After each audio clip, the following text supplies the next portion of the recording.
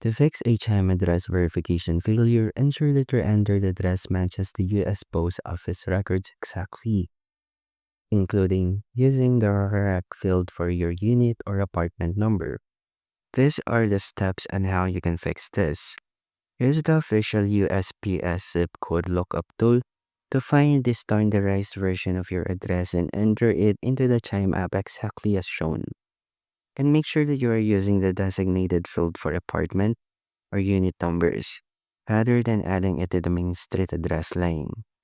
And your primary home address must be verifiable residential address and not a PO box or business address.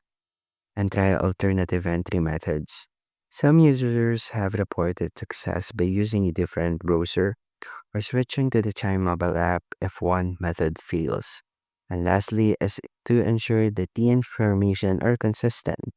The address must match other personal details you've provided for verification, such as your government issued ID or social security number.